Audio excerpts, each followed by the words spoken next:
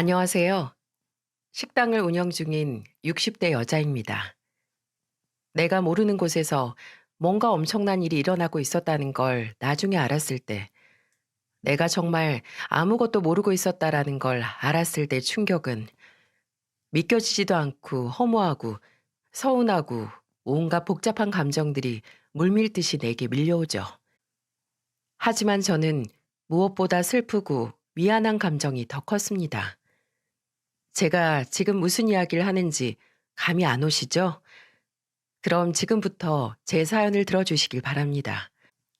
한때는 집안에 돌아가는 모든 일을 다 알 때가 있었는데 남편의 기분이 어떻고 오른쪽 무릎이 요새 시린 것처럼 보이고 큰딸은 그저께 친한 친구랑 싸워서 저기압 상태고 작은 딸은 공부 시간이 늘었음에도 성적에는 변화가 없어서 고민이 많고 막내 아들은 요즘 빠진 만화책이 책가방에 교과서보다 많다는 거. 이렇게 집에서 가족들에게 무슨 일이 생기고 무슨 변화가 있는지 가장 잘 아는 사람이었을 때가 있었어요. 애들이 학생 때만 해도 그랬던 것 같습니다. 근데 애들이 크면 클수록 오늘 애들한테 무슨 일이 있었는지, 어떤 하루를 보내는지, 요즘은 뭐가 고민이고 밖에서 누구와 가장 많이 시간을 보내는지 점점 알 수 없게 되죠. 이제는 엄마를 귀찮게 하지 않아도 애들이 본인의 시간과 인생을 잘 배분해서 살아가는 방법을 알게 되기 때문이죠. 제가 올해 17년이 넘게 음식 장사를 하고 지금은 한자리에서 올해 곰탕집을 운영 중인데 예전만 하더라도 식당 일도 힘들고 집에 가면 또 집안일도 힘들고 해서 애들이 다른 애들 옆에서 조잘조잘 얘기하는 게 피곤했을 때가 있었어요. 참 배부른 생각이었죠. 가면 갈수록 엄마 좀 귀찮게 안 해주나 하는 생각이 들었으니까요. 그래도 늘 중요한 순간에 남편이나 자식들이 저를 찾아와 고민을 털어놓고 위안을 얻고 가는 게 저는 그렇게 좋았습니다. 시간이 지나 각자의 인생이 생겨도 인생에 있어서 가족에게 기댈 수 있는 곳 1순위가 된다는 게 기분 좋은 일이었으니까요. 애들한테 정말 입버릇처럼 너 엄마 없으면 어떻게 살래? 하고 물었을 때가 있었는데 애들이 더 크고 각자 집에서보다 밖에서 일어나는 일이 인생의 중심으로 돌아가기 시작했을 때 비로소 애들은 내 울타리에서 내보내 심적으로 독립을 시키는 준비를 하게 되는 것 같습니다. 왜 자식들이 본인들 연애사를 먼저 알려주지 않으면 괜히 서운하지 않나요? 그냥 요새 누굴 만난다 정도만 말해주면 좋은데 나중에 어느 정도 만나 시간이 지난 후에 말해주면 괜시리 서운해지더라고요. 특히나 저희 큰애가 그렇게 이야기를 안 했어요. 그래도 작은 딸이나 막내 아들은 누굴 만나면 티를 내기도 하고 먼저 말은 해줬거든요. 근데 꼭 큰애는 뭐든 혼자 생각을 하고 속은 가족에게도 내비치지 않는 성격이라서 연애도 그랬습니다. 그러다 큰애가 20대 후반쯤에 제게 현장을 잡힌 적이 있었죠. 큰애는 6년 다니던 회사를 그만두고 퇴직금에 적금 대출을 받아서 중소기업이 밀집된 지역에 작은 카페를 운영 중이었거든요. 작지만 주변에 회사원들이 많이 다녀서 아침 점심 장사가 잘 되는 편이었죠.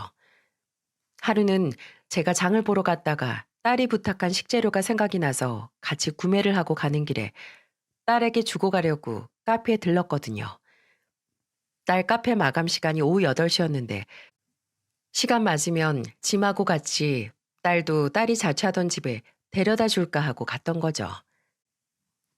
"경은아, 엄마 왔어." "어, 엄마." 연락도 없이 "너 아몬드랑 필터 사다 달라고 했잖아. 오늘 마트 갔다가 그거 생각이 나서 같이 샀지. 근데 손님이시니?" 제가 도착했을 때가 카페 마감 시간이라서 딸만 있을 줄 알았는데 카페 안에 딸이 어떤 남자와 마주 앉아서 있다가 저를 보고 놀라더라고요. 입으로는 손님이냐고 물었었지만 그 분위기가 손님 같아 보이진 않아서 딸을 빤히 바라보니 딸은 저하고 맞은편 남자를 한 번씩 쳐다보고 아무 말도 못하고 있었습니다. 그리고 그때 안녕하십니까, 어머님. 김준석이라고 합니다.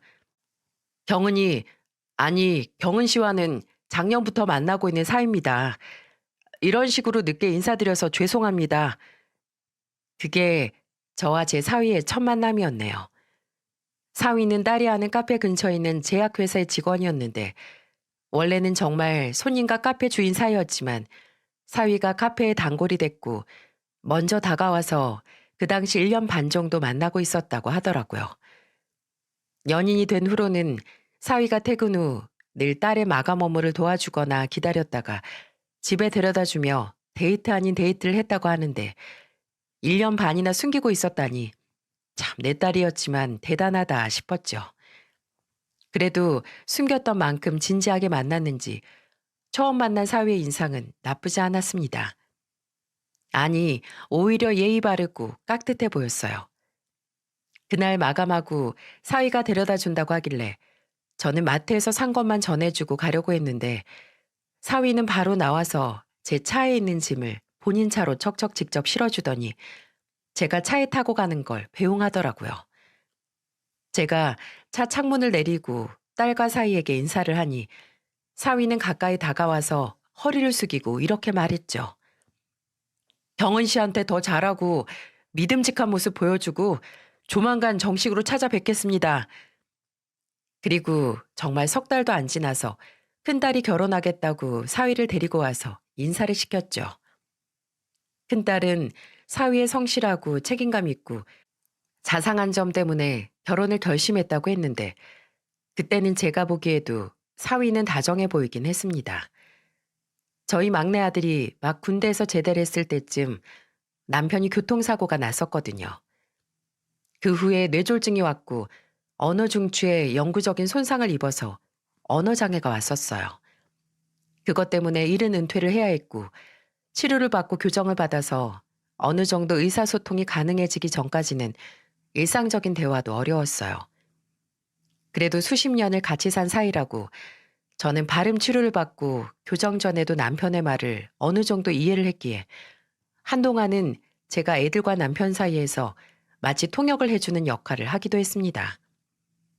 피나는 노력으로 이제는 저 없어도 사람들과 대화가 충분히 가능하지만 그래도 발음은 완전히 돌아온 게 아니라서 가족들도 남편과 대화를 하려면 어느 정도 인내심을 가지고 해야 했어요. 그렇게 아내인 저도 때때로 남편과 대화를 하면 답답해질 때가 종종 있었는데 사위는 남편이 천천히 이야기를 하는 걸 정말 차분하게 잘 듣더라고요. 또 남편에게 이런저런 질문도 많이 하고 말 자체를 많이 걸어서 남편도 가족을 제외하고 잘 들어주는 사람을 만나 기분이 좋은지 사위 앞에 서면 1시간이고 2시간이고 떠들었습니다. 처음에는 그렇게 남편에게도 잘하고 제게도 잘하는 사위가 그저 결혼 전 아내 부모님께 점수를 따고 좋은 인상을 남기기 위한 노력일 거라 당연히 생각을 했거든요. 그게 나쁘다는 게 아니라 대부분 그렇잖아요. 그 열정적인 모습이 영원히 가는 것도 불가능하고 근데 일시적인 노력이라고 치부하기엔 사회에게도 장인 장모인 저희에게 그렇게 다가올 수밖에 없었던 사연이 있었습니다. 이건 큰딸과 사이가 결혼을 하고 나서 얼마 지나지 않았을 때였어요. 큰딸의 생일이었는데 사위는 그날 딸만큼 축하를 받아야 하는 건 장모님이라고 하면서 신혼집에 저와 남편을 초대했었죠. 그날은 본인이 솜씨를 발휘했다며 수육도 하고 그리고 사위가 낚시가 취미였는데 어디서 붕어를 얻어와서 그거로 찜까지 했더라고요. 장모님, 이거 저하고 같이 낚시 다닌 형님한테 사정사정해서 가져온 참 붕어예요. 이거 드시고 장모님하고 장인어른 두 분 다 오래오래 건강하세요. 그날은 처음으로 사위와 마주 앉아서 술 한 잔을 한 날이기도 하고 또 처음으로 사위의 입으로 사위의 속사정을 들은 날이기도 했습니다. 사위가 그날은 저도 남편도 사위 음식 솜씨를 칭찬하면서 비행기를 수십 번 태워줬거든요. 기분이 좋았는지 그날은 술도 못하면서 많이 먹더니 이내 취해서 배시시 웃으면서 푸념 아닌 푸념을 늘어놓았습니다. 장모님, 전 장모님이랑 장인어른이 제 진짜 부모님이었으면 좋겠어요. 제가 취해서 이런 게 절대 아니고요. 저 지금 저희 아버지 정말 제 친아버지 아닌 거 장모님, 장인어른도 다 아시죠? 네, 알고 있었어요. 딸이 결혼 전 이미 설명을 해줬었거든요. 사위가 초등학생 때 아버지가 지병으로 돌아가시고 어머니가 재혼을 했는데 그때 재혼을 해서 새아버지가 된 사람이 상견례와 결혼식 날 만난 사람이었다는 걸요. 근데 그 새아버지가 그렇게 사위와 사돈 처녀를 때렸다고 하네요. 본인은 단 이들 잘 되라고 엇나가지 말라고 훈육 차원에서 손을 든 거라고 했지만 사위와 사돈 처녀에게는 그저 본인 화를 못 이기고 애들한테 푸는 야비한 폭력일 뿐이었다고 했어요. 그나마 어머니가 그런 새아버지를 말리고 사위와 사돈 처녀가 의지할 수 있는 마지막 그늘이었는데 사위가 성인이 되고 나서 얼마 지나지 않아 어머니마저 돌아가셔서 사위는 늘 공허하고 쓸쓸했다고 하네요.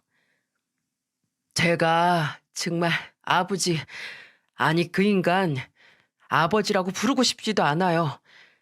30 다 넘은 지금도 얼굴 보면 그때 오락실 한번 갔다고 오락실 앞에서 저를 죽어라 팬 그때 그 모습이 기억이 나거든요.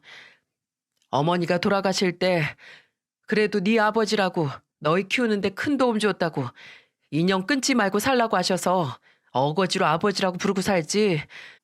마음만 같아선 그냥 저도 동생도 차라리 고아가 되고 싶었어요.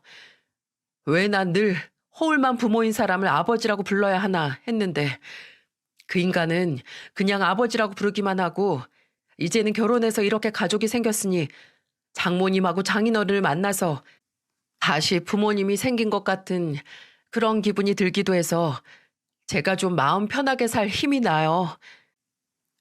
그 이야기를 듣고 가슴이 아프지 않을 사람이 몇이나 될까요?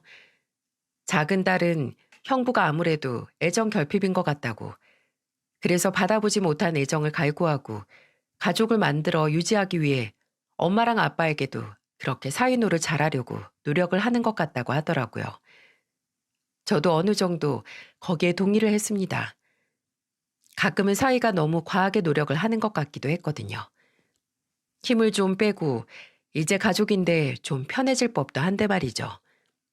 그래서 제가 더 먼저 편하게 다가갔습니다. 김서방보다는 다정하게 정말 엄마가 아들 이름 부르듯 준서가 하고 부르고 사위가 지나가는 말로 요즘 뭐가 땡긴다라고 하면 만들어서 보내주고 살이 좀 빠진 것 같으면 제철 음식도 만들어서 보양하라고 보내주고 여름을 유독 힘들어하는 사위를 위해 시원한 대나무 장판이나 여름용 잠옷을 사다 주기도 했죠. 그냥 제가 늘 제 자식에게 하는 것처럼 그렇게요. 사위는 제 큰딸의 결혼 생활 10년 동안 제 아들이나 다름없었습니다.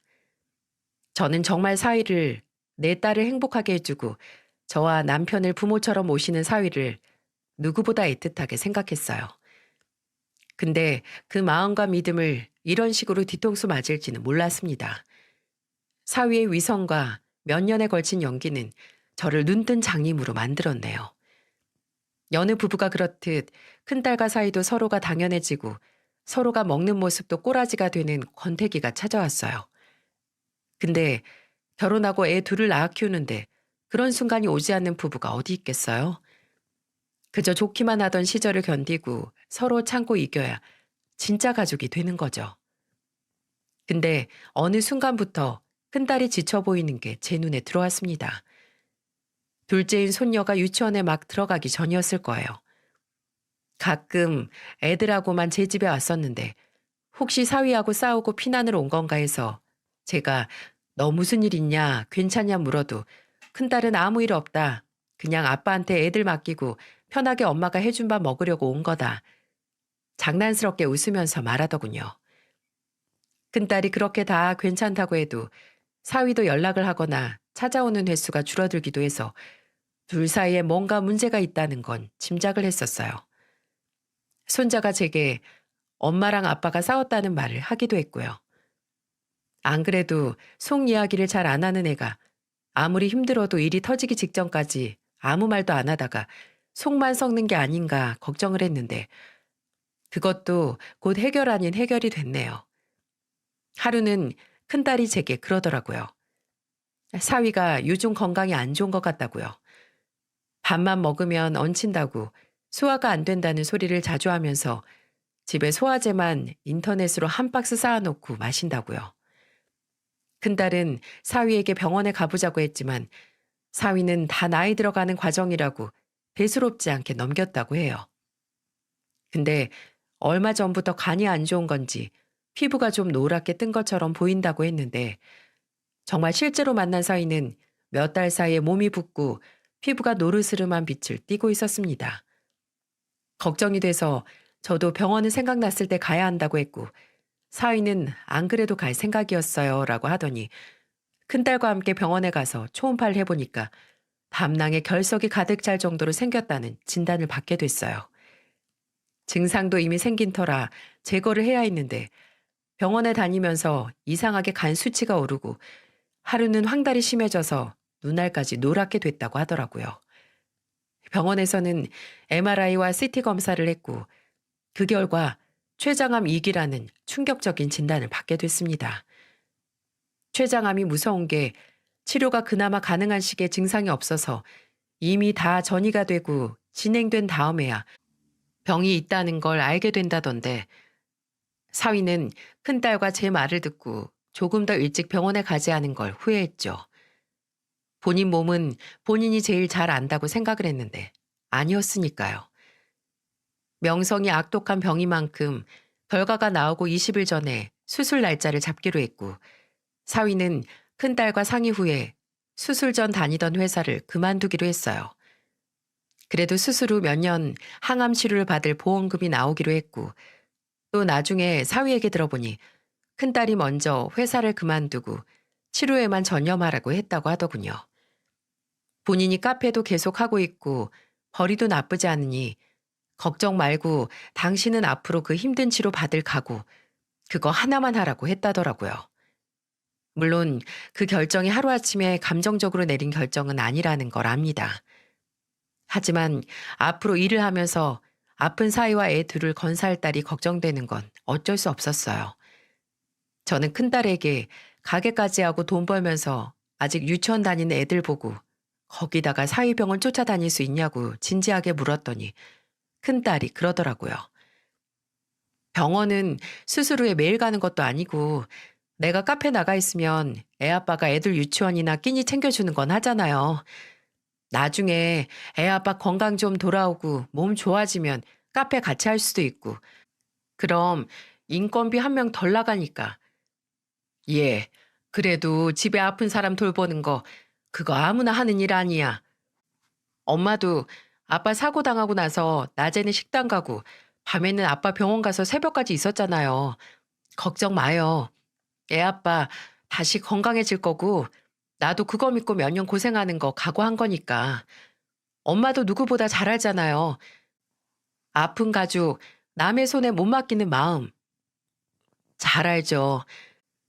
저도 남편이 아플 때 단 한 번도 간병인을 부른 적이 없었으니까요. 헌신하는 것도 유전인지 큰딸도 저와 같은 일을 겪고 같은 선택을 한다는 게 씁쓸하기만 했습니다. 그래도 사위가 아프고 나서 큰딸과 둘 사이에 찾아왔던 권태기는 극복이 된 것처럼 보였습니다. 사위는 아프고 나서 큰딸에게 정신적으로 크게 의지를 했고 집에서 병원을 다니고 큰딸 대신 가정을 돌보기 시작했어요. 사위는 췌장 끄트머리 쪽에 3cm 조금 안 되는 종양을 제거하는 수술을 했고 떼어낸 혈관에도 전이가 있어서 그걸 제거하는 수술까지 했습니다. 그리고 한 달이 지나 1차 항암을 시작했죠. 그때마다 딸은 카페를 직원에게 맡기고 사위가 있는 병원에 갔어요. 사위가 퇴원을 하고 나서는 가끔씩 제가 큰딸 집에 가면 전보다 마른 사위가 저를 반겨주었는데 집에서 시간을 보내면서 가만히 쉴 수만 없었는지 좀 기력이 있으면 집안일을 열심히 했나 보더라고요. 냉장고와 싱크대도 깨끗했고 빨래도 쌓인 것 없었어요. 아픈 사람이 뭘 그렇게 움직여. 요새 먹는 약이나 맞는 주사 때문에 힘이 없다며 속도 울렁거려서 잠도 많아지고. 무리는 당연히 안 해요. 좀 움직일 수 있을 때마다 조금씩 해서 괜찮아요. 애엄마 밖에서 일하고 한 달에 한 번씩 저 병원 따라다녀 주는데 제가 이 정도는 해야죠. 남의 집안일도 아니고요. 아플 때는 역시 가족뿐인지 사위는 본인을 응원하고 옆에서 든든한 힘을 주는 큰딸에게 고마워했어요. 장모님, 저 아마 애엄마 없었으면 1년도 못 살고 죽었을지도 몰라요. 병은 마음에서 온다는데 솔직히 저 정말 치료에만 집중하고 아무런 걱정 안 하게 해주는 게 병은이 덕분이라니까요. 그 전에는 제가 봐도 사이가 큰딸에게 무심해지고 뭔가 겉도는 느낌을 받곤 했는데 아프고 나서는 본인이 있어야 할 곳을 찾아 제자리로 돌아온 것처럼 사위는 큰딸의 소중함을 다시 알고 다시 가족을 중심으로 돌아가는 일상으로 복귀한 것처럼 보였습니다. 근데 사위는 그렇게 안정을 찾아갔지만 제 큰딸은 이상하게 어딘지 붕 뜬 사람처럼 보이기 시작했습니다. 솔직히 지금도 그때의 느낌을 뭐라고 설명을 해야 하는지 모르겠네요. 처음에는 외벌이를 하니까 사람 줄여가면서 카페에서 일하느라 지치고 집에서는 아픈 사위를 돌보고 애들까지 보느라 딸에게 한계가 온 거라고 그렇게 생각을 했어요. 사위가 6개월 동안 한 달에 2번씩 1차 항암 치료를 받았는데 큰딸이 그 반년을 버틴 것도 저는 참 대단하다고 봤거든요. 그래서 저나 지 동생들이 카페 일이나 애 보는 거나 뭐든 도와주겠다고 했는데 큰딸은 아니라고 알아서 한다고만 하더라고요. 뭐든 다 괜찮다고 하는 병에 걸린 것처럼 아픈 사이처럼 살이 점점 빠지는 게 보이는데도 딸은 누구에게 기대려고 하지 않았습니다. 그런 큰딸을 사이도 걱정을 했어요. 이러다가 본인의 건강보다 큰딸의 건강이 망가질 것 같다고요. 근데 사위가 2차 항암을 앞두고 일어난 일이었어요. 오전에 사위에게 전화가 와서 받았더니 어디시냐고 묻더군요. 식당이냐고요. 그날은 오전에 남편이 나갔고 저는 오후에 나갈 생각이라고 하니까 그럼 그 전에 본인이 댁으로 갈 테니까 잠깐 얼굴 좀 보자고 할 말이 있다는 게 아니겠어요? 그래서 저는 알겠다고 했고 1시간 정도 뒤에 사위가 찾아왔습니다. 사위에게 차를 내주고 요새 몸은 어떠냐, 애들은 잘 있냐고 아빠랑 매일 같이 있어서 좋겠네 하고 손녀가 내년에 초등학교 가는 걸 말하면서 세월이 정말 빠르다는 일반적인 일상 이야기를 좀 했어요. 근데 그냥 이런 말을 하려고 온 게 아닌 것 같아서 제가 무슨 일 있냐고, 다른 할 말 있냐고 물었습니다. 빙빙 돌리지 말고 말해봐. 내가 준석이 널 모르니? 이렇게 다른 말 하면서 긴장 푸는 걸 보니 보통 일이 아닌 것 같은데 곧 70 앞둔 장모 떠보지 말고 속 시원히 이야기해. 제가 이렇게 말했더니 사위는 몇 번씩 마른 침을 삼키고 손바닥에 땀이 나는지 주먹을 쥐었다 폈다 옷에 문질러 닦다가 이내 눈물을 흘렸습니다. 사위가 어깨를 들썩이면서 금방 굵직한 눈물을 흘리면서 서럽게 울기 시작했어요. 어머, 준서가, 준서가 너 왜 울어? 무슨 일인데 그래? 말 좀 해봐. 장모님, 장모님, 저 정말 죽고 싶어요. 애 엄마하고 애들 때문에 간신히 잡고 있던 제 생명줄 그냥 끊고 다 포기하고 싶어요. 심장이 철렁했죠. 설마 이제 치료도 소용없을 정도로 몸 상태가 안 좋아진 건가 했습니다. 근데 얼마 전에도 듣기로는 검사 결과가 나쁘지 않다고 했었거든요. 저는 별의별 생각을 다 하면서 우는 사위를 인내심 있게 기다렸는데 사위의 입에서 터져나온 말은 제가 감히 상상도 못한 문제였어요. 엄마가 경은이가요, 장모님. 다른 남자가 생겼어요. 그것도 제 전 직장 동료랑 절 속이고 만나고 있었다고요. 차라리 당장 내일 지구가 망한다는 이야기가 더 제게 믿을만 했을 겁니다. 아니, 제 큰딸이 아픈 남편을 위해 혼자 일을 하면서 뒷바라지를 자초한 그 딸이 바람이라니 이게 말이 되나요? 저는 한동안 말을 못하다가 사위에게 뭔가 오해한 게 아니냐고 말했습니다. 근데 사위는 휴대폰에 큰딸이 어떤 남자 문자를 나눈 화면, 그리고 큰딸 차 블랙박스에서 구했다며 큰딸의 목소리가 처음 듣는 남자의 목소리와 다정하게 대화를 나누는 증거들을 하나씩 보여줬어요. 그 상대라는 남자는 사위가 일을 그만두기 전 제약회사의 동료 직원이었는데 입사 동기에 회사에서는 가장 친했던 사이라서 사위가 결혼을 하고 나서는 부부 동반으로도 자주 만나왔다고 했어요. 근데 본인이 아픈 후로 동료와는 연락이 점점 끊겨갔고 얼마 전부터 큰딸이 밖에 나가면 연락이 잘 안 되고 원래 휴대폰 잠금도 잘 안 하던 사람이 갑자기 잠금 화면을 해놓기 시작해서 불안해서 몰래 휴대폰을 보게 됐는데 그때 큰딸이 그 동료와 개인적으로 문자를 하면서 사위에 욕을 하고 서로 다정한 말을 주고받는 걸 발견했다고 하더라고요. 저는 그냥 제가 아프고 애엄마도 지쳐서 그런 줄 알았어요. 그래서 집에 들어와도 저랑 대화도 잘 안 하고 애들하고만 있는 거겠지 했는데 다른 남자, 장모님 저 지금 경은이 없으면 죽어요. 제가 지금 이 상태로 경은이 없이 어떻게 살겠어요? 이제 뭘 믿고 살아야 할지도 모르겠고 그냥 다 포기하고 싶다고요. 하늘이 무너진 걸 목격한 것 마냥 처참한 표정의 사위에게 어떤 위로의 말을 해줘야 하는지 몰랐습니다. 그저 일단 내가 딸하고 이야기를 해보겠다고. 그리고 절대 자네하고 딸하고 헤어질 일 없으니 나쁜 생각하지 말라고 말했어요.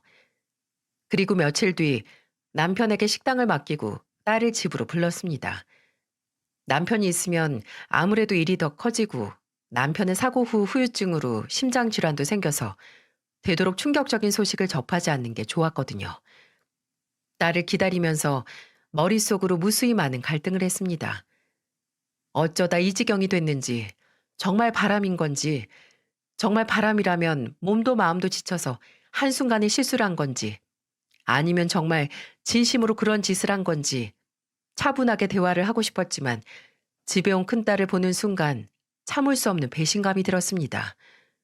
물론 배신을 당한 건 사위였지만 내 딸이, 내 속으로 낳은 내 자식이, 누구보다 믿었던 내 큰딸이 이런 일을 저지르다니 믿고 싶지 않았고 화가 났어요. 지난 화요일에 준석이 왔다 갔어. 준석이가 와서 나한테 뭐라고 했는지 아니? 뭐라고 했는데요? 그 사람 혼자 왔던 거예요? 애들 없이? 애들 앞에서 차마 엄마가 다른 남자랑 바람났다는 얘기는 할 수 없어서 혼자 왔던 거겠지. 그 사람이 그래요? 내가 딴 남자 만난다고? 그리고 또 뭐라고 했는데요? 너는 무슨 딴집 이야기 하듯 하니? 너 다른 남자 만나고 다니는 증거들 보여주면서 죽고 싶다고 울더라. 이제 더 살 이유가 없다고 다 포기하고 싶다는데 경은아, 엄마가 이걸 어떻게 받아들여야 하니? 너, 너 정말 준석이랑 애들 두고 밖에서 딴 남자 만난 거야? 어? 엄마한테는 엄마가 아빠한테 했던 것처럼 아픈 남편 돌본다고 걱정 말라고 했으면서 밖에서 그러고 다닌 거야? 말 좀 해봐 이거사. 엄마가 이걸 어떻게 이해해야 하냐고. 부정인지 긍정인지 큰딸은 고집스럽게 입을 꾹 다물고 아무 말도 하지 않았습니다. 속이 터질 것만 같았어요. 저는 대답을 못하는 큰딸이 침묵으로 이미 대답을 했다고 판단했고 터지는 분노를 참지 못해 네가 어떻게 그럴 수가 있어. 내 딸이 어떻게 라고 소리치며 딸의 뺨을 때릴 뻔했습니다. 그런데 그때 그런 거 아니야. 엄만 어떻게 내가 그런 짓을 했다는 걸 그 사람 말만 듣고 믿어요? 나 안 그랬어. 그런 게 아니라고요. 그런 게 아니면 뭔데 그래 대체. 엄마한테 제대로 설명 좀 해봐. 준석이가 증거까지 보여주는데 그럼 엄마가 뭐라고 해? 엄마, 그 증거라는 거? 그거 다 연극이에요. 내가 그 인간한테 복수하려고 짜놓은 연기고 거짓이란 말이야. 이건 또 무슨 소린가요? 산 넘어 산, 아니 산 너머 절벽인 것 같았어요. 복수는 뭐고 연극은 또 뭔가요? 저는 한번 심호흡을 하고 앞에서 눈물을 그렁그렁 달고 있는 지친 모습을 한 큰딸에게 말했습니다. 천천히 엄마에게 이야기해보라고. 엄마가 너 속 이야기 들어주려고 있는 사람이니 다 말해달라고요. 부들부들 떨던 딸은 어느새 안정을 되찾아 제게 하나둘씩 설명을 하기 시작했습니다. 그런데 이게 무슨 일인지 그 이야기의 첫 시작은 이미 3년이 지난 일부터 시작을 해야 할 정도로 시간이 오래 지난 일이었네요. 사위가 최장한 판정을 받기 전 한 사람이 큰딸을 찾아왔다고 합니다. 그건 저도 이미 알고 있는 사람인 사위의 전 직장 동료였죠. 사위가 큰딸의 불륜 상대라 주장하는 그 사람이 말이죠. 사위의 말대로 그 전에 부부 동반으로 가깝게 지낸 건 맞지만 큰딸은 개인적인 연락은 하지 않는 사이였다고 해요. 근데 하루는 그 동료가 큰딸의 카페에 찾아왔는데 그때 큰딸에게 꼭 알아야 할 게 있다며 이런 말을 했다고 합니다. 경은 씨, 준석이가 저한테 3천만 원 돈 빌려간 거 아세요? 네? 3천만 원이요? 아니요, 저는 전혀. 남편이 그런 말 전혀 없었는데요. 저희가 지금 당장 그런 돈 필요할 일도 없고 생활비 통장에도 그런 돈이 찍힌 적은 한 번도 없었어요. 큰딸이 뭐 잘못한 거 아니냐, 무슨 의도로 그런 말을 하는 거냐라고 물으니 사위의 동료는 큰딸 앞에 정말 사위의 개인 통장으로 동료가 3천만 원을 송금한 내역을 확인시켜줬다고 합니다. 이걸 준석이가 딱 반년만 있다가 갚는다고 했는데 한 달, 두 달이 지나도 아무 말이 없어서 제가 이 돈 언제 갚을 거냐고 했는데 준석이 그 자식이 뭐라고 했는지 아세요? 갚을 돈이 없답니다. 우리가 차용증을 쓴 것도 아닌데 그 큰 돈을 어떻게 반년 만에 갚냐고요. 그리고 이건 저도 잘한 거 없고 이렇게 말하는 것도 창피하지만 제가 불법 도박을 했었어요. 그걸 아는 건 준석이 뿐이고요. 근데 그 자식이 제 도박 사실을 제 아내하고 회사에 알리겠다며 협박을 했고 그거 알려지기 싫으면 돈 갚으라고 재촉하지 말라고 하더군요.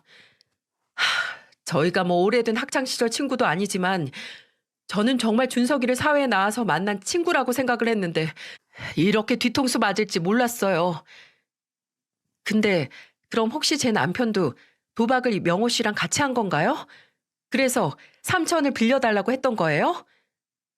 아니요. 그건 아니고 그 돈을 경은 씨가 모르셨다고 하니까 얼추 어디다 썼는지 알겠네요. 제가 준석이한테 그 협박을 듣고 나서 분하고 억울해서 못 참겠더라고요. 그래서 며칠 준석이 그 자식 뒤를 밟았어요. 네? 뒤를 밟다니 미행을 했다고요? 네. 어쩌면 저도 그 자식 협박할 건수 잡지 않을까 해서 밟았어요. 평일부터 주말까지. 시간 날 때마다 저도 떳떳하지 않아요. 100% 경은 씨 남편, 제 친구였던 사람한테 앙심을 품고 한 짓이니까. 근데 그때는 정말 제 돈을 받을 수만 있다면 뭐든지 해야 했고 제 약점을 협박하는 놈한테 보복을 하고 싶어서 제 눈이 뒤집힌 거나 마찬가지였어요. 근데 그렇게 몇 주 미행을 하니까 뭐가 잡히긴 잡히더라고요. 준석이 몇 달 전에 새 낚시동호회 들어간 거 아시죠? 네, 규모가 더 큰데 회비는 더 적게 든다고. 그 자식이 거기 만난 여자 회원하고 웃기지도 않은 짓을 하더라고요. 사위의 동료는 그렇게 말하며 큰딸에게 사진 몇 장을 보여줬는데 딸은 그날 사위의 동료에게 받은 사진을 휴대폰으로 가지고 있었는데 제게도 보여주더군요. 그건 사위가 저수지 같은 곳에서 어떤 여자와 함께 손을 잡고 같은 차를 타고 심지어 그 차 안에서 서로 입을 맞추는 그런 사진들이었어요. 감이 오시나요? 바람은 제 딸이 아니라 이미 오래전 사위가 아프기 전부터 난 거였던 겁니다. 한 가지 실마리를 잡은 사위의 동료는 그 상대가 중학교 교사라는 것과 이미 둘이 그렇고 그런 사이가 된 게 곧 3년이 되어 간다는 것도 알아냈다고 해요. 빌려준 돈을 받기 위해 역으로 협박할 증거를 모았지만 사위의 직장 동료는 갈등을 했다고 합니다. 이 증거를 큰딸에게 말한다고 해도 복수가 될지, 큰딸이 이 일을 문제 삼지 않고 넘어가거나 하면 헛수고가 되고 사위와 큰딸 사이에 아이가 2명이나 되는 걸 알고 있었기에 보복을 하기 위해 증거를 모았음에도 쉽게 내보일 수 없었다고요. 처음에는 포기했어요. 이래서 뭐하나 싶고 그놈이랑 똑같은 인간 되기 싫어서요. 근데 이미 진실을 알고 있는데 모른 척하는 것도 아닌 것 같더라고요. 누구보다 경은 씨가 알 권리 있으니까요. 이제 경은 씨가 화가 나서 준석이 그 자식이랑 이혼을 하거나 하는 건 바라지도 않아요. 그저 알고 계셔야 할 것 같아서요. 저는 큰딸에게 물었습니다. 혹시 그 얘기를 듣기 전에 이미 사위의 바람을 알고 있었냐고요. 아니, 낌새라도 눈치채고 있었냐고요. 큰딸은 바람까지는 생각도 못했답니다. 그냥 그때쯤 야근을 자주 했고 술을 먹고 들어오는 날은 적었지만 평소보다 자주 늦게 들어왔었다고요. 집에서 말수가 적어지고 부부 사이가 서먹해진 것도 사위가 먼저 큰딸을 밀어냈다고 하는데 여느 부부들처럼 오래 사니까 권태기가 온 거라고 그렇게 여겼다고 했어요. 엄마, 근데 나 처음에는 그 사람 붙잡고 싶었어요. 바람도 모른 척 지나갈 수 있었어. 재진이도 세진이도 아직 너무 어린데 그냥 실수라고 생각하고 남편만 마음 돌리면 그전처럼 살 수 있다고 그렇게 믿었어요. 그래서 그 사람한테 말했어. 내가 바람 사실 안다고는 안 하고 그냥 요즘 우리 사이가 서로에게 소홀한 것 같다고. 부부가 대화도 안 하고 매번 다투는 것도 애들 보기도 안 좋고 좀 개선하면 좋겠다고. 근데 그 인간이 뭐라고 했는지 알아요? 큰딸은 휴대폰 속에 들어있는 녹음을 들려줬습니다. 그 후로 혹시 사이가 무슨 소리를 할지 몰라서 대화 내용은 가급적 녹음을 했다고 했는데 녹음 속 사위는 판이 깔리니 아주 대놓고 제 딸을 모욕하더군요. 네가 느끼기에도 내가 요새 너한테 차갑지. 근데 어쩌겠어. 우리 벌써 한 지붕 아래 지긋지긋하게 산 게 10년이잖아. 서로가 돌처럼 보일 때도 되지 않았어? 그러니까 그런 시기를 같이 이겨내야지. 그냥 고여서 썩게 해 그럼? 고인 건 드러내서 버려야지. 경은아, 솔직히 나는 요새 그냥 너랑 헤어지고 싶다. 너랑 애들 똑같은 얼굴만 보고 사는 거 솔직히 지겨워. 별 볼 일 없고 재미없는 내 인생을 더 지루하게 만드는 것 같다고. 당신 얼굴은 매일 뭐 바뀌는 것 같아? 나도 똑같은 당신 얼굴 보고 10년 살았어. 근데 그렇다고 해서 바로 모든 걸 끝낼 그런 극단적인 생각은 안 해. 그건 너고 나는 그렇다고. 난 이제 노력하고 싶지도 않다니까?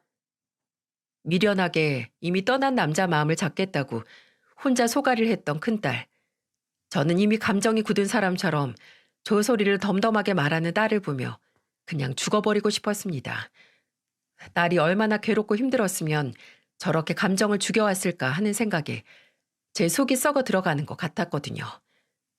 근데 엄마, 그 인간이 그렇게 노력하고 싶지도 않다고 나 비웃던 인간이 암 걸리고 나서 그 교사란 여자한테 버림받더니 나한테 왔어요. 나밖에 없다고. 이제 나만 보고 살고 지가 살아가는 이유가 이제 나라고. 그러니까 제발 본인 버리지 말라고. 엄마, 나는 그 인간이 나랑 애를 두고 딴 여자 3년 만났다는 것보다 암 걸려서 버림받은지를 내가 당연히 받아줄 거라고 생각하는 게 더 비참해요. 나를 얼마나 개떡같이 봤으면. 처음에는 바람난 사위와 잘해보려고 했던 큰딸은 분리수거 당한 쓰레기 주제에 주제 모르고 큰딸에게 돌아와 가증을 떠는 사위를 버릴 생각을 했다고 합니다. 하지만 그때는 아직 손녀가 초등학교에 들어가기 전이었고 애들만 다 학교에 보내고 나면 이혼하고 나서도 살기 좀 더 수월할 거라는 생각이 들었다고 해요. 또 큰딸은 본인이 겪은 고통을 사위에게 돌려주지 못한 게 너무 억울했다고 하네요. 그래서 사위에게 앙심을 품은 사람과 손을 잡고 사위를 거하게 엿먹일 기회를 노린 거라고 합니다. 명호 씨한테 연락했어요. 그 인간이 암 걸리고 나한테 들러붙고 나서 웬만하면 다 내가 시키는 대로 말하는 대로 했거든요. 나도 내가 책임질 테니까 일 그만두고 치료만 하라고 했고 사람이 정말 간사한 게 그때부터 지 살길 열리니까 눈치 보고 비위 맞추고 하더라고요. 그래서 말했어요. 얼마 전에 명호 씨한테 돈 빌린 거 그거 알고 있었다고. 그 돈 어디에 썼는지 안 물어볼 테니까 당신 받은 보험금에서 떼어주자고. 그 사람도 애 아빠인데 3천만 원 못 돌려받으면 얼마나 절망스럽겠냐고. 그러니까 바로 주던데요. 친구 약점으로 협박이나 하던 사람이. 큰딸이 사위 동료의 등을 긁어주니 이제 그 사람이 등을 긁어줄 차례가 된 겁니다. 큰딸은 본인이 겪은 배신감을 너도 한번 당해보라는 심정으로 일부러 사위 앞에서 그 동료와 바람이 났다는 증거를 흘린 거였어요. 둘이 불륜을 하는 척 연기를 했던 거고요. 그걸 보기 좋게 믿어버린 사위가 제게 와서 울며 불며 도움을 요청했던 거고, 저도 그 연극에 깜빡 속아버린 거였네요. 저는 제가 모르는 곳에서 무수히 많은 일을 겪은 큰딸에게 말했어요. 왜 엄마한테 먼저 말 안 했냐고. 왜 그걸 몇 년 동안 너 혼자 알고 이런 일을 벌린 거냐고. 그랬더니 큰딸이 그러더군요. 엄마한테 말했으면 엄마 나 말릴 거였잖아요. 시간 낭비고 쓸데없는 짓이라고 나 말릴 거였잖아. 당연한 거 아니야? 그딴 놈 병수발이나 들면서 네 시간 낭비하고 고생이랑 고생은 다 했잖아. 이렇게까지 해서 너한테 남는 게 뭔데? 그 인간 엄마한테 와서 그랬다면서요. 죽고 싶다고. 이제 살아갈 힘도 목적도 없고 다 포기하고 싶다고.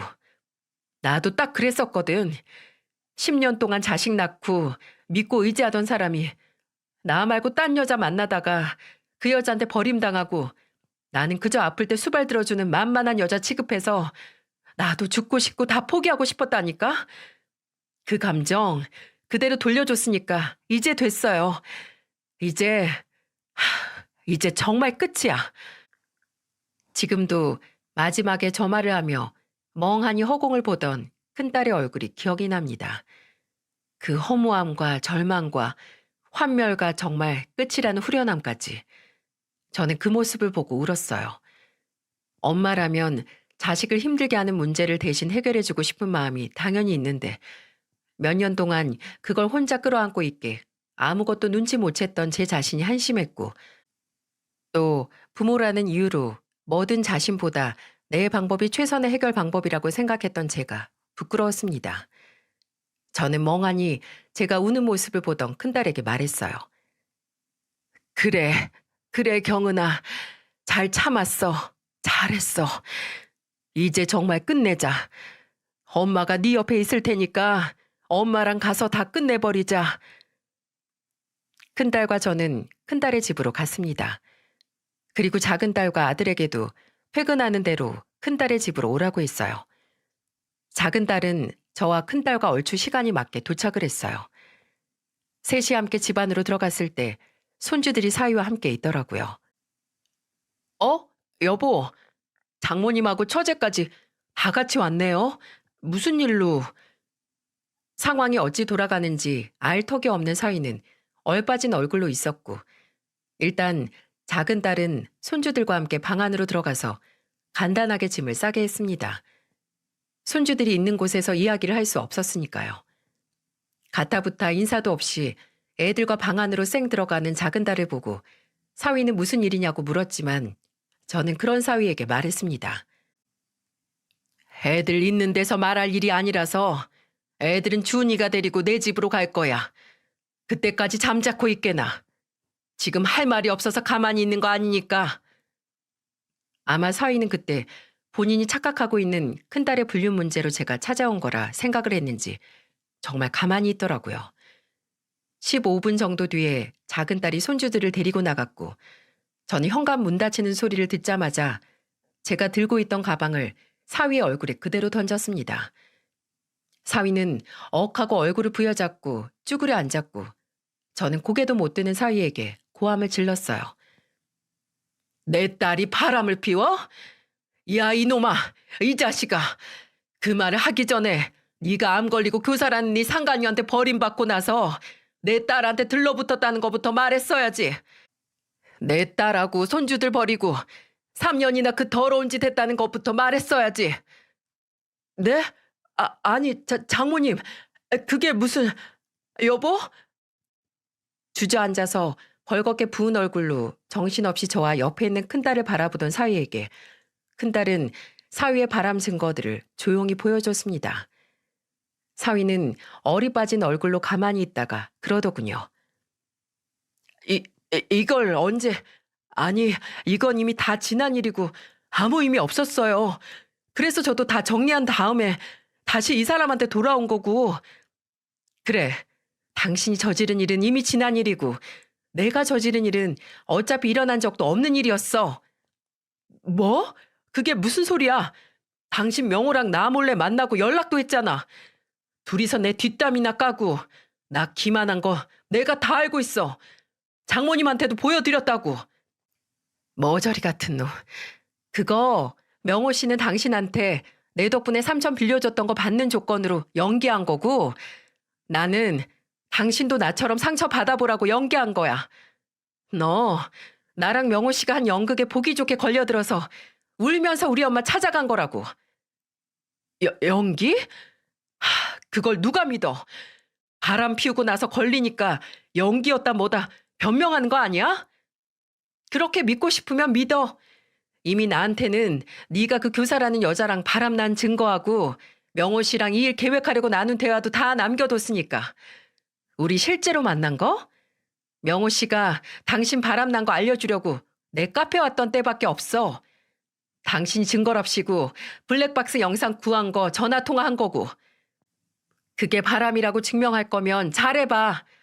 나는 이미 내 계획 다 이뤘고 이제 내가 가진 증거로 당신하고 이혼만 하면 되니까. 이혼이라고? 그럼 이놈아, 내 딸이 이 꼴을 다 보고 너 같은 걸 남편이라고 끼고 살 줄 알았냐? 제정신이야? 상간녀도 버린 물건을 내 딸이 뭐가 좋다고 끼고 살아. 장모님, 아무리 그래도 이렇게 이혼을. 이미 네가 그 여자한테 팽당하고 나한테 왔을 때부터 나는 널 내 남편으로 생각 안 했어.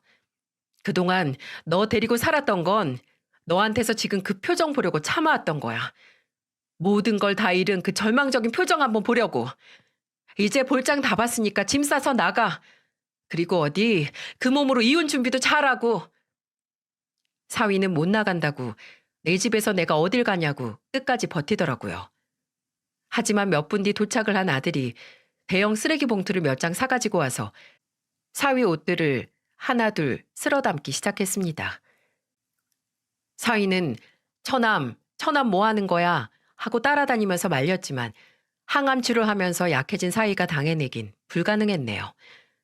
끝내 대형 쓰레기 봉투 5개에 사위 물건을 몽땅 담았고 아들과 저는 사위를 집에서 쫓아냈습니다. 아마 그렇게 아버지로 생각도 안 한다는 사돈 어른의 집으로 갔겠죠. 큰딸은 이혼 소송을 준비했습니다. 그리고 사위뿐만 아니라 그런 사위를 벌였던 상간녀에게도 소송을 했어요. 다행히 불륜 행위를 알고 나서 3년 이내에 소송이 가능하다고 하는데 그 기간이 지나지 않았더군요. 소송을 준비하며 그 여자가 다닌다는 학교와 교육청에도 불륜 사실로 민원을 넣었는데 그 여자는 파면을 당하기도 전에 본인 스스로 그만뒀다고 하더라고요. 애 유부남과 불륜을 저지른 주제에 끌려 나오기 싫다는 자존심은 있고 일말의 양심이 남아있던 걸까요? 사위, 아니 이제 제 사위도 아니고 마음 같아선 쌍욕으로 부르고 싶은 전 사위는 제 큰딸이 암에 걸린 자신을 버리기 위해 불륜 사실을 이용한 거라고 이건 맞바람이나 마찬가지라고 항소를 했지만 제 딸은 거의 1년 동안 암에 걸린 전 사위 뒷바라지를 하고 외벌이를 했기에 그런 주장은 받아들여지지 않았다고 하더군요. 긴 이혼 소송 기간 동안 전 사위가 또 다른 이유로 항소를 하려고 했는데 바로 본인 몸 상태가 점점 악화되고 있으니 선처를 부탁한다는 거였습니다. 실제로 전 사위는 소송을 하면서 합병증으로 당뇨가 왔다고 하는데 그러니 제발 양육권은 가져가지 말라고 했다고 하더군요. 근데 항암투병 중에 보험금도 변호사 비용으로 쓰고 벌이도 없는 사람에게 어떻게 양육권을 줄 수 있겠어요? 큰딸은 작년 말에 상간녀 소송 위자료와 함께 사위에게도 위자료를 받을 수 있었고 양육권도 지킬 수 있었어요. 집을 정리하고 지금은 제 집에 들어와서 애들과 함께 지내고 있습니다. 아직 어린 손주들은 아빠가 어떤 잘못을 했는지, 왜 아빠와 함께 살지 못하는지 알지 못해서 지금도 손녀는 아빠가 보고 싶다는 말을 종종 해서 큰딸이 힘들어하고 있어요. 물론 저나 제 딸에게는 세상에 둘도 없는 악독한 존재이지만 아무것도 모르는 애들에게 아빠라는 존재가 쉽게 잊을 수 있는 존재가 아니니까요. 마음이 아픈 건 큰딸이 아직도 종종 악몽을 꾸고 밤잠을 설친다는 겁니다. 그때마다 저나 남편이 화장실에 가다가 물 마시러 나갔다가 거실에 덩그러니 혼자 앉아있는 큰딸을 발견하면 그냥 가만히 곁에 가서 앉았다가 큰딸이 거실 소파에 누워 잠드는 모습을 보고 저희도 다시 잠자리에 드는 생활을 하고 있네요. 원대로 계획했던 복수를 하긴 했지만 그래도 분통함만 조금 사그라들 뿐 입은 상처가 더 빠르게 아물거나 사라지는 건 아니었던 거죠. 하지만 상처를 치유하지 못한 복수를 했던 큰딸을 나무라고 싶지 않습니다. 큰딸은 그때 본인을 위한 최선의 선택을 스스로 내린 거고 그것마저 안 했다면 큰딸의 분노는 풀리지 않았을 테니까요. 그 상처를 하루빨리 아물게 하는 건 복수가 아닌 저와 같은 큰딸의 가족이 해야 할 일이라고 생각을 합니다. 옆에서 큰딸이 혼자가 아니라는 것과 우리는 너를 배신하지 않을 거란 믿음을 계속 보여줘야겠죠. 그저 지금은 어서 큰딸이 밤잠을 설치지 않고 좋은 꿈을 꾸며 단잠을 자는 순간이 매일 찾아오길 기도합니다. 제 이야기를 들어주셔서 감사합니다. 그리고 저와 제 딸을 위해 이렇게 사연을 선보일 수 있는 자리를 마련해 주신 사연투배 가족 여러분께도 감사의 말씀을 전합니다. 부디 여러분의 가족에겐 힘든 일, 억울한 일이 생기지 않길 바라며 저와 제 딸의 사연을 이만 마치도록 하겠습니다.